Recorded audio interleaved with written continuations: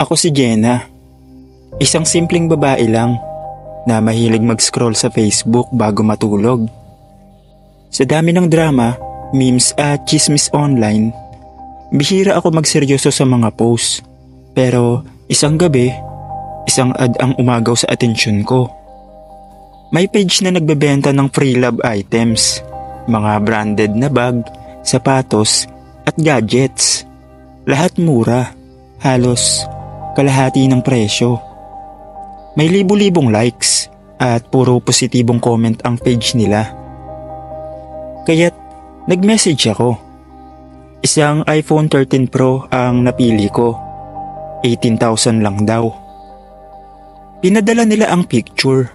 May video pa. Mukhang legit. Sabi ng admin, may reservation fee na 3,000 para ma-hold sa akin, ma-reserve. Nagpadala ako. Pagkatapos ng bayad, naging madalang ang sagot nila. "E-check lang po namin sa warehouse, ma'am. Wait lang po," sabi nila. Kinabukasan, wala na. Block na ako. Nang tignan ko ang page nila, wala na rin. Parang nag-deactive bigla. Bumagsak at nang lumo ako. Ikwento ko kay Jonah, kaibigan kong tech. Sinabihan niya akong buksan ang Facebook group kung saan may mga nagbabahagi ng ganitong modus. Doon ako tuluyang nayanig. May isang thread na nakapin. "Mga nawala dahil sa modus. Huwag niyong baliwalain." Ayun yung nakasulat sa post. At nakita ko ang pangalan ng page kung saan ako nagbayad. Isa-isang mga komento ang lumalabas. Si Pau, nawalan ng 25,000. Si Maris, sinabihan ng admin na may delay sa courier. Tapos, nawala rin. Pero may isang comment na talagang nagpahinto sa puso ko. Yung kapatid ko, nawala. After makipagkita sa seller, hindi na siya umuwi. Ayan din pangalan ng page nila. Makipagkita? Bulong ko sa sarili. Hindi pala lahat ng online, scam lang. May mga nagkakasundo na meet up, lalo na kung malaking halaga. Ayon sa post, nagtagpo raw sila sa isang lumang apartment sa Las Piñas. Pero hindi na lumabas ang biktima. Missing na. Nalaman ko ang address sa comment. Gabi yun. Bumiyahe ako. Dala ang recorder at pepper spray. Masyado akong determinado. Ayokong ako lang ang mabiktima. Gusto kong malaman kung sino ang nasa likod nito. Nung nasa lugar na ako, ang lugar ay tahimik. Luma ang apartment. Parang inabandonadong bahay. May nakabukas na ilaw sa second floor. Umakyat ako. Mabigat ang mga hakbang. Pagbukas ko ng pinto, may babae. Maganda, mukhang mabait. "Ikaw po yung buyer?" Aniya. Biglang bumalik ang pakiramdam ko. Ito ang eksaktong video na pinadala nila dati sa chat. Siya ang nagpakita ng iPhone. Tumango ako. Nagkangitian kami ng matagal. Pero ramdam kong may mali. May tinext akong location kay Jonah, just in case. Pinapasok niya ako. May mesa, may phone na nasa box. Pero bago ko pa mahawakan, sumara bigla ang pinto. Alam mo ba? Huli na ang lahat ng pumasok dito. Hindi na nakakalabas. Bulong ng babae. Napaatras ako.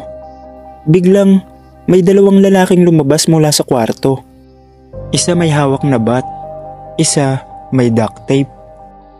Sinubukan kong tumakbo. Pero nahuli ako. Tinakpan nila ang bibig ko. Pilit akong hinihila papunta sa madilim na banyo. Pero may malakas na kalabog. Sinipa ang pinto. May mga pulis. "Icebox cam operation. Uli kayong lahat." Sigaw ng isa. Yung text ko kay Jonah, hindi ko alam, agad niyang ipinasa sa pulis. Matagal na raw inirereklamo ang grupo.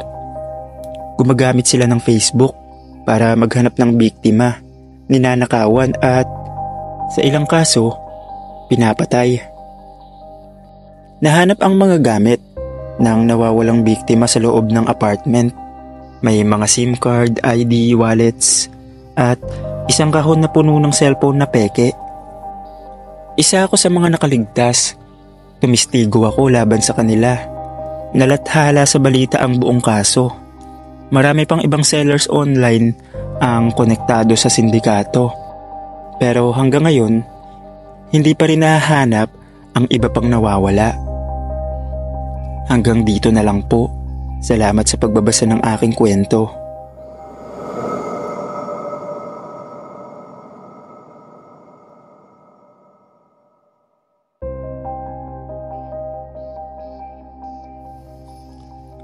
Ako si Lance, graphic artist. Tahimik ang buhay ko. Bahay, trabaho, Facebook. Hindi ako palakibo sa totoong buhay. Pero sa online world, makulit at maingay ako. Doon ko siya nakilala. Si Elise. Nakita ko lang siya sa People You May Know. Ang ganda ng profile picture niya. Morena. Classy. May ngiti na parang artista. Out of curiosity, nag-friend request ako. Di ko in-expect pero in-accept niya agad. Doon nagsimula ang lahat.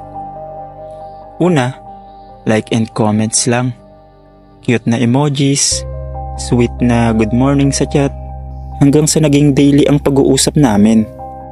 Nagpadala siya ng voice message. Boses niya, ang lambing. Tinatanong ko siya kung pwede kami magkita. Sabi niya, hindi pa pwede ngayon, hindi pa safe. May trauma raw siya sa dating nakarelasyon.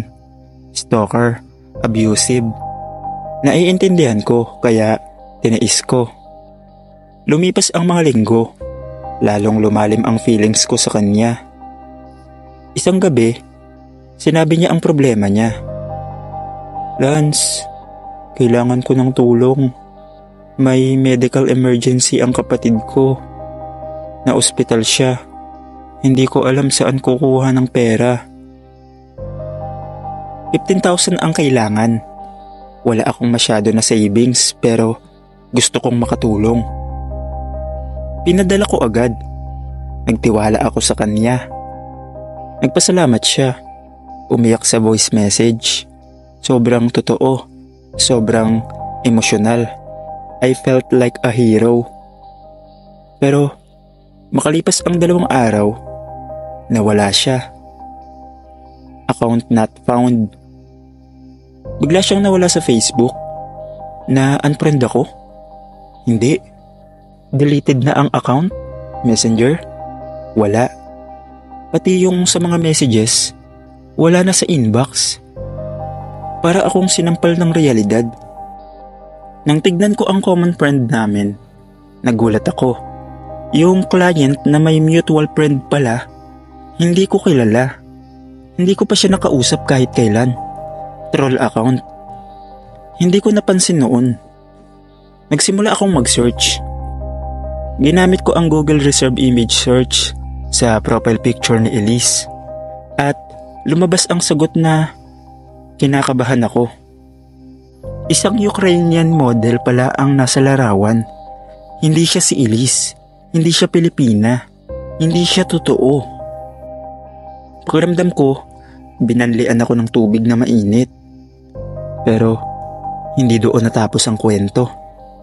I joined a Facebook group na tumutulong sa mga na-scam online.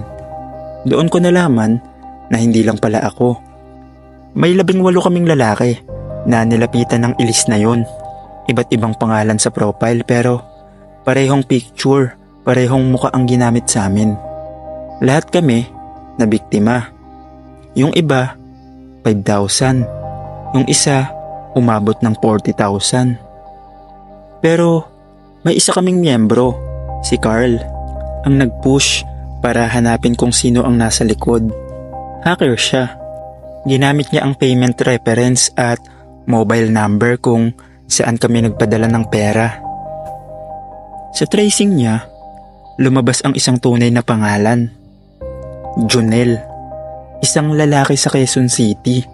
May 4 na dummy accounts. Isang scammer. Pero ang mas nakakakilabot, isa sa mga kaibigan niya sa real account niya ay isang babae. May parehong boses sa voice messages. Si Clara. Pangalan sa ibang fake account. Siya ang tunay na utak. Umiikot sa Facebook. Niloloko ang mga lalaki gamit ang ganda at paawa. At hindi lang pera ang nawawala. Isa sa amin si Brian ang nagpakamatay dahil bukod sa pera, na-blackmail siya. Nagpadala siya ng video na hubad. Ginamit daw yan para takutin siya. Kami ni Carl nagtulungan para dalhin ang kaso sa Cybercrime Division. Pinursige naming mahanap sila. Maraming nangyari, maraming naging pagsubok. Pero nang huli, naaresto si Jonel. Si Clara, nasa surveillance pa rin.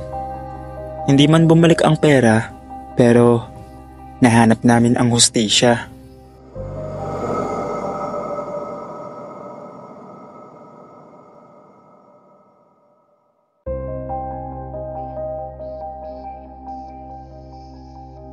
Ako si Kenneth, 24 anyos, isang tahimik na binata mula Caloocan.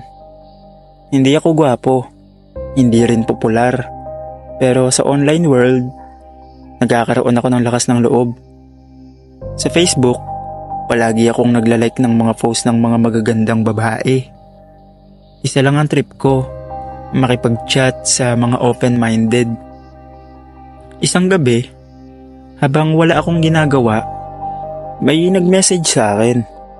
Maganda ang profile pic, chinita, maputi, sexy. Hi, cute ka sa profile mo. Bored ka din ba? Hindi ko alam na ang hi na yon ang simula ng bangungot ko. Naging madulas ang usapan namin. Saglit lang, nasa private chat na kami sa Messenger. Pabiro siya. Palandi. Parang totoo. Hanggang sa umabot sa "Wanna see me? Video call tayo." Sabi niya, mag-off cam lang ako muna. Siya lang daw magpapakita. Tinanggap ko. Naka-off ang camera ko. Pero siya, naka-cam. May katawan. Walang damit. Nangingiti. Gusto mo ba talaga? Hubarin mo rin. Sa init ng ulo at pagkakatanga ko, napadala ako sa tukso. Ginawa ko. Pinakita ko ang sarili ko. Wala akong saplot. Tapos, nagbago ang boses niya. Naging matigas. Nice. Na-record ko lahat.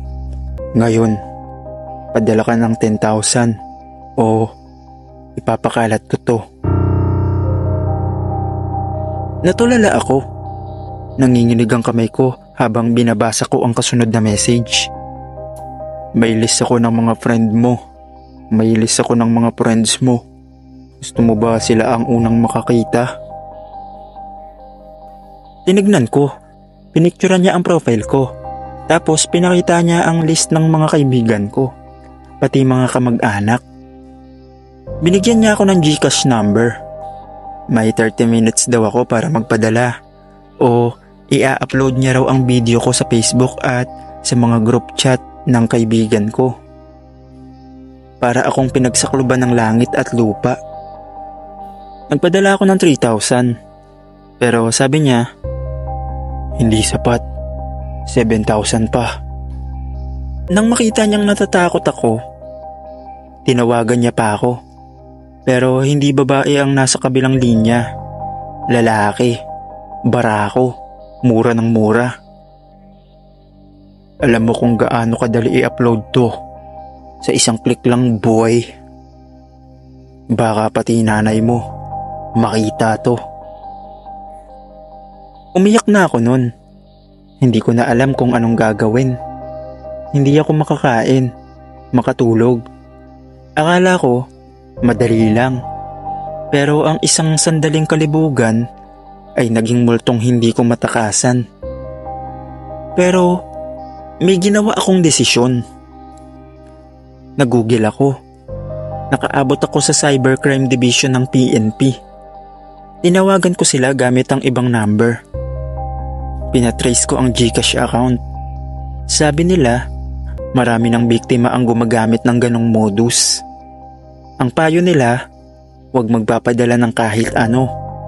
Putulin ang communication, i-report ang account, i-save ang lahat ng screenshots. Sa loob ng 3 araw, araw-araw akong tinatakot ng scammer. Pero hindi na ako nagpapadala. Blinak ko siya. Naging paranoid ako sa loob ng 1 linggo. Pero hindi niya tinuloy ang pagbabanta. Dahil ang totoo, karamihan sa kanila, umaasa lang sa takot ng biktima. Pag hindi ka na bumigay, lilipat sila sa iba. Pero natutunan ko ang leksyon na di ko na kailanman uulitin. Ngayon, kasali ako sa isang online group na tumutulong sa mga lalaki na na-blackmail. Tinuturuan namin silang tumindig, lumaban, at huwag hayaang ang kahihiyan ang sumira sa kanila. Kaya kung may nag-message sa'yo ng, "Hi, video call tayo?" Send mo pic mo. Tanungin mo muna ang sarili mo, o gusto mong matulad sa akin?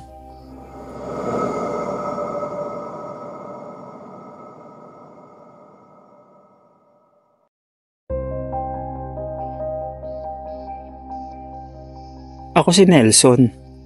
27 na ako. Freelance photographer. Matagal ko nang gustong bumili ng second hand na drone. Pero mahal. Mahal kasi pag brand new. Kaya laking tuwa ko nang may makita akong nagbibenta sa Facebook Marketplace. DJI Mini 2. Halos kalahati ng presyo. Mukhang legit ang seller. Kompleto ang details. May mga actual photos.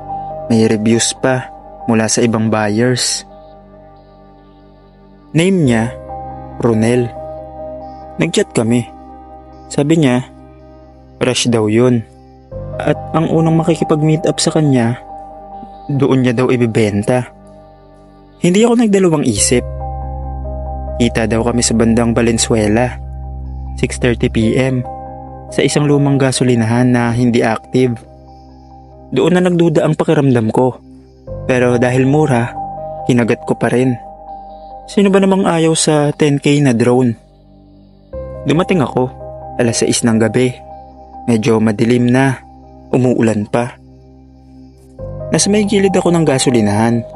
May waiting shed. Sabi ko sa chat, "Boss, nandito na ako. San ka banda?" Sumagot agad siya, "Lapit ka sa may bandang abandonadong truck. Nandun ako sa loob. Ayoko mabasa ang drone." Naglakad ako papunta sa truck. In fairness, mukhang wala namang tao sa paligid. Pero nang sumilip ako sa loob, walang tao. Nang akmang lilingon ako pabalik, may malamig na bakal sa bato ko ang tumama. "Huwag kang sisigaw. Lahat ng gamit mo, ilabas mo na."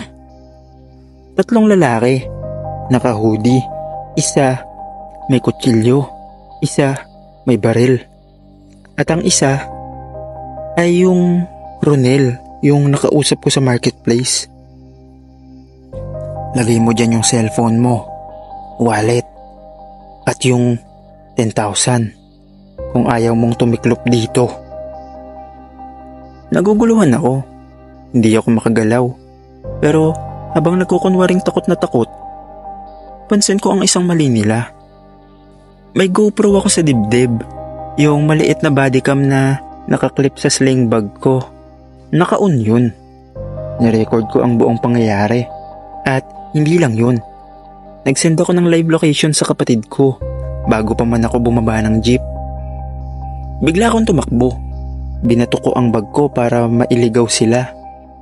Narinig ko ang sigaw. Puta! Habulin nyo! Tumakbo ako sa kalye. May nararamdaman akong kalsadang merong CCTV. Sumigaw ako sa isang tindera. Ate! Hold up! Tumawag kayo ng pulis.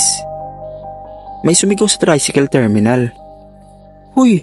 May hinahabol! Baril ata yun! Nabigla ang mga hold-upper. Nagkagulo.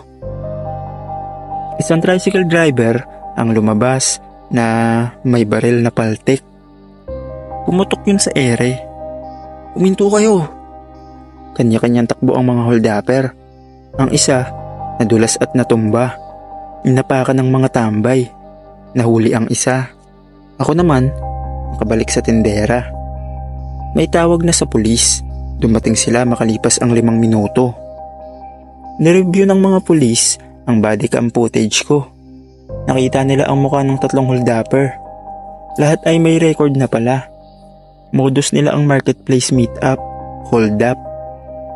Isa ay wanted na pala sa Cavite.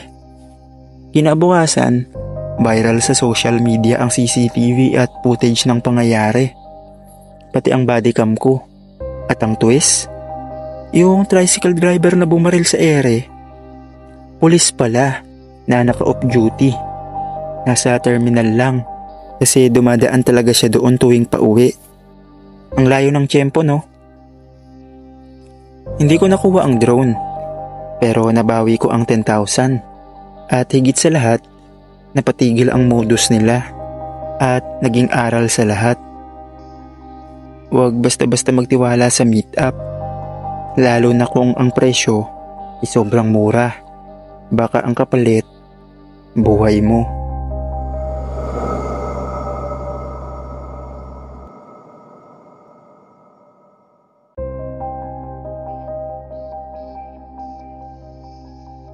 Ako si Nina, 30 anyos. Dalagang call center agent sa Quezon City. Wala akong boyfriend for 3 years na. Sabi nila, masyado daw akong choosy. Pero ang totoo, takot lang talaga akong masaktan ulit. Pero isang araw, nagbago ang lahat dahil sa isang message request sa Facebook. Hi Nina, ang ganda ng ngiti mo sa last photo mo. Hope this doesn't sound weird. Just wanted to say, you made my day. Sabi sa message. Tawagin na lang natin siya sa pangalang Michael. Tall, moreno, naka-uniform ng sundalo sa profile pic. Nasa Qatar daw, nagtatrabaho bilang Army Logistic Personnel under UN. Guwapo, disente, at higit sa lahat, mabait kausap. Naging araw-araw ang pag-uusap namin. Mula Facebook, lumipat kami sa Messenger. Maya-maya, sa video call. Pero laging madilim ang paligid sa kwarto niya. Nakamask minsan at laging nagdadahilan na mahina raw ang signal kaya off-cam lagi. Pero kahit ganon, nahulog ako. Puno ng good morning mahal, ingat sa work love, at mga planong pag-uwi ko, aalagaan kita, papakasalan kita, hindi ka naiiyak. Pinakilala ko siya sa kaibigan kong si Jane, pero duda agad siya. Nina, bakit hindi pa kayo nagkikita kahit isang beses? At bakit laging off-cam? Defensive ako. Mahigpit daw kasi ang security sa base nila, sabi ko. Pero isang araw, dumating ang pinaka nakakapanabik na mensahe. Love, may good news ako. Pauwi na ako sa Pilipinas, pero may problema. Na-delay ang clearance ko dahil sa excess baggage. May dala akong pera na naipon ko, about $70,000. Ayaw nila paliparin kung wala akong clearance fee na worth $2,000. Kailangan ko ng tulong. Kinabahan ako, pero dahil mahal ko na siya, tumulong ako. Nag-loan ako sa co-op namin. Nagpadala ako. At pagkatapos nun, hindi na siya nagparamdam. Isang araw, 2, 3, walang message. Hindi na active ang messenger niya. Nang buksan ko ang profile, biglang naging account not available. Sinubukan kong i-check ang mga fast photo na pinapadala niya. Ginamit ko ang Google Image Search at ang sakit sa sikmura nang lumabas ang resulta. Stock photo pala ang ginamit. Isa siyang model ng stock photography sa isang website. Hindi si Michael, hindi sundalo, hindi totoo. Nagtataka ka siguro bakit ako naniwala, bakit ako nagpabiktima. Kasi mahirap makita ang kasinungalingan kapag ang gusto mong maririnig ay totoo. Hindi lang pala ako ang biktima. Sa tulong ni Jane, sumali kami sa isang support group. Doon ko nakilala ang mahigit 16 na babaeng na biktima ng parehong modus. Iba-ibang pangalan, pero iisang pattern. Isa sa kanila, si Ate Liz. 150,000 ang nawala. May isang babaeng buntis, hindi kay Michael, pero dahil sa depresyon, napabayaan ang sarili. Nag-file kami ng kaso sa cybercrime. Na-trace ang isang bank account sa Pampanga. Hindi kay Michael, kundi sa isang 22 anyos na lalaking parte ng scam syndicate. Ang kanilang trabaho, maghanap ng foreigner, manligaw ng lonely woman at magnakaw ng damdamin. At higit sa lahat, pera. Ngayon, ginagamit ko ang karanasan ko bilang babala sa iba. Hindi ko kinakahiya ang nangyari. Kasi kung may natutunan ako, hindi lahat ng I love you ay galing sa puso. Minsan, galing yun sa taong walang konsensya. Kaya palagi kayong mag-ingat sa mga nakikilala nyo online. Hanggang dito na lang po. Salamat sa pagbabasa ng kwento, Sir Dave.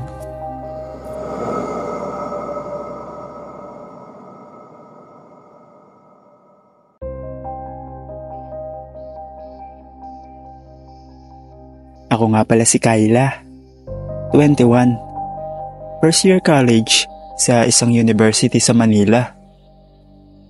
Katulad ng karamihan, halos buhay ko na ang social media. Lalo na nung pandemic, naging libangan ko na ang pagpo-post sa TikTok at Instagram. Nag-viral ang isa kong dance video. Akala ko swerte. Hanggang sa dumami ang nagme-message, likes, comments. Nakakatuwa sa una, hanggang dumating ang isang comment na paulit-ulit. Perfect ka. Gagawa ako ng version mo. Sa akin ka lang. Inignore ko. Pero maya-maya, may friend request sa Facebook, IG, Twitter. Pare-parehong pangalan. Elijah. Profile pic? Wala. Pero lahat ng accounts niya, nakapollow sa akin. Kahit sa mga bagong gawa kong dami account, parang laging nauuna siya. One night, may natanggap akong message sa Messenger mula sa unknown account. Nice yellow pajamas, bagay sa'yo. Mas cute ka pag di ka nakabra. Napaatras ako. Tinignan ko suot ko. Tama siya. May camera ba? Tumingin ako sa bintana. Wala. Tinawag ko agad ang kuya ko. Kinaumagahan, pinasuri niya yung kwarto. May hidden camera pala sa plug adapter ng kwarto ko. Isang spycam na nakakonect online. Sino naglagay? Naalala ko, 2 weeks ago, may nagpadala sa dorm ko ng free gift. Galing daw sa isang influencer brand. Charger daw. Akala ko legit. Fake pala. Spy cam. Pinabura ko agad lahat ng social accounts ko. Nagpalit ako ng number. Inalis ko lahat ng online presence. Pero akala ko tapos na. Nag-email siya. Akala mo ba ganun lang kadali takasan ang taong totoong may gusto sa'yo? Hindi mo na mabubura ang atensyon ko, Kyla. Nasa'yo na ako. Attach sa email. Screenshot ng screen ko. Habang binabasa ko ang email niya. Live habang nangyayari. Tinakpan ko agad ang webcam. Sinaksak ko ang laptop. Tumakbo ako palabas ng dorm. Tumira muna ako sa lola ko sa Laguna. Walang wifi, walang signal, tahimik. Pero isang gabi, may kumatok. Pagbukas ng pinto, may nakalagay na envelope sa sahig. Walang tao, walang sasakyan. Binuksan ko. Mga printed screenshots ng mga private conversation ko. Mga video calls, lahat. Kahit naka-private na ang lahat. Kahit inalis ko na ang apps. At sa dulo ng folder, isang litrato ko natutulog sa kama ni Lola. Nakasulat sa likod, mas bagay ka sa tunay mong follower. Handa ka na bang i-add ako sa totoong buhay? Hindi ko alam kung paano niya nagagawa yun. Pero lumipas ang isang linggo, bigla na lang siya nawala. Hindi ko alam kung ano nangyari. Basta hindi na lang siya nagparamdam. Pero mas okay na ako ron. At least wala nang nangungulit sa aking stalker.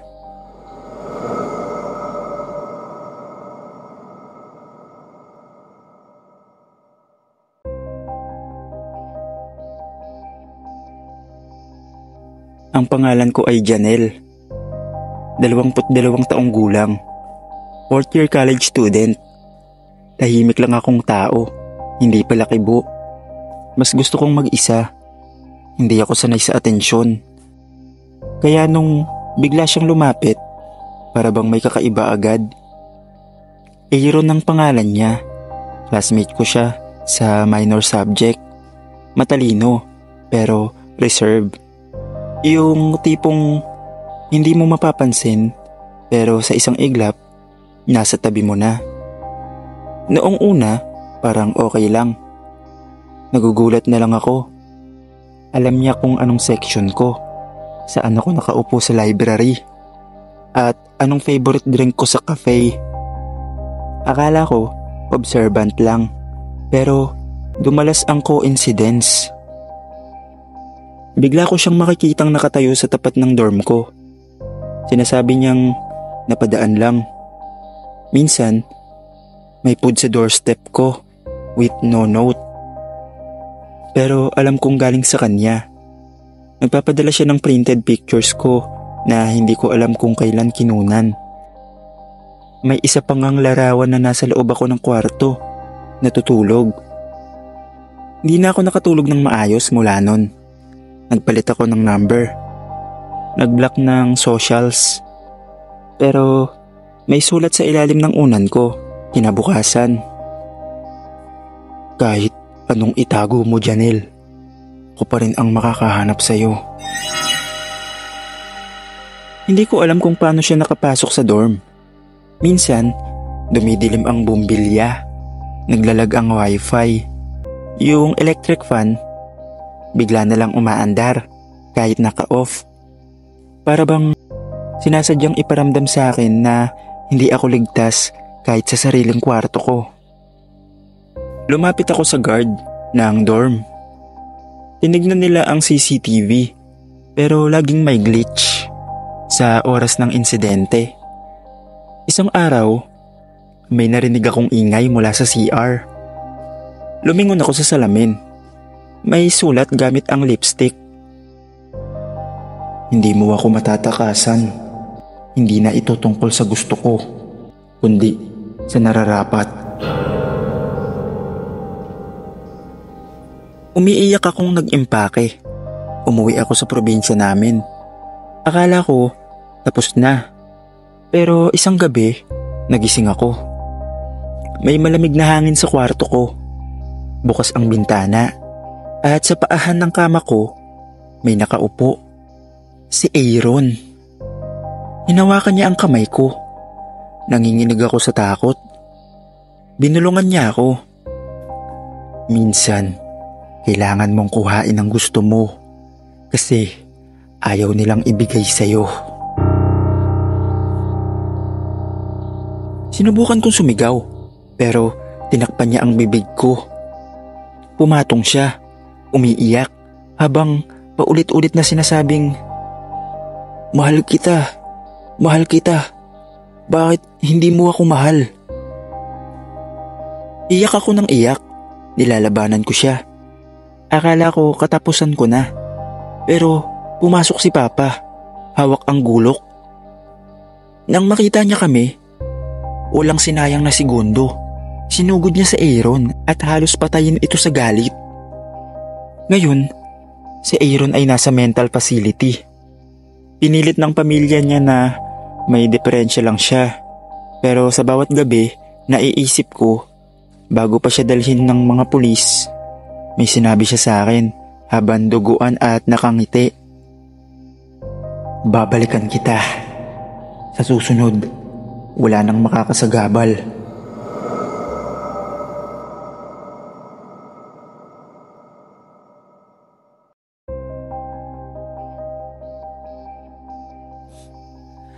Ako si Rina, 20 years old. Mahilig magbasa ng mga creepy stories, threads, horror forums at kung ano-anong dark mystery online. Hindi ako naniniwala agad sa kwento. Madalas, gawa-gawa lang. Pero may isa akong hindi makakalimutan. Naalala ko pa, gabi yun. Wala akong magawa, kaya nag-deep dive ako sa mga forums tungkol sa dark web. Doon ko unang nabasa ang thread. Isang chatroom kung saan totoo ang lahat, pero wag kang magkamaling mag-reply. Nagbiro pa ako sa sarili ko. Di, wag akong mag-reply, sabi ko. May nakalink sa post. Wala sa Google. Kakaibang URL. Pero dahil curious ako, sinubukan kong i-access gamit ang Tor browser. Walang fancy graphics. Itim lang ang screen. Puting font. Nakasulat sa chatroom, "Welcome. Pakibasa ang patakaran. Isa lang ang rule. Huwag kang mag-reply. Huwag na huwag." May 5 agad sa chatroom na pumasok. Si Spec21, si Hallow, si Someone Near You, si Baby9, at ako, Just Rina. Naglalabasan sila ng mga nakakatakot na kwento, pero hindi tulad ng karaniwan. Mga detalyeng parang alam ang nangyayari sa'yo habang nagtatype ka. Isang user, si Someone Near You, nagchat, "Rina, ang ganda ng curtains mo, pero hindi bagay sa wall mong mint green." Napatingin ako. Tama siya. At never ko namang na-post yun kahit saan. Nag-type ako ng, "Paano mo nalaman yan?" Pero bago ko pa masend, naalala ko ang rule. Huwag kang mag-reply. Delete, close tab, exit browser. Pinilit kong kalimutan. Kinabukasan, nagising ako sa tunog ng notification. Pero wala akong internet. Naka-off ang router. Pagbukas ko ng phone, isang unknown number ang nagpadala ng mensahe. "Sinubukan mong sumagot. Kahit nagbura ka, nakita ka namin." Sunod-sunod ang mga message. Picture ng likod ko habang natutulog. Picture ng aking laptop screen. Picture ng aking muka mula sa itaas, parang galing sa kisame. Kinabahan ako. Tinakpan ko ang laptop camera. Tinanggal ko ang baterya. Umalis ako sa bahay. Tumira muna ako sa kaibigan ko. Pero kahit saan ako mapunta, may papel na sumusunod.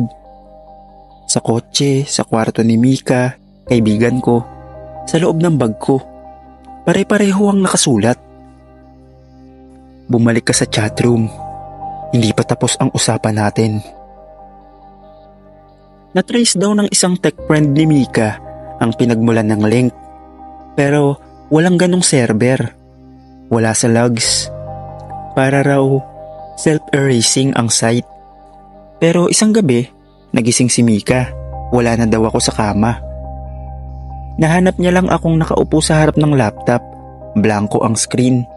Umiiyak ako at walang imik.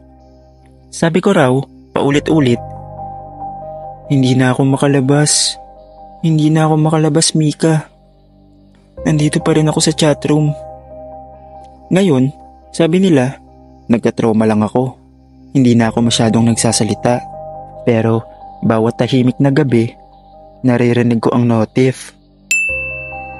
Someone near you has entered the chat room.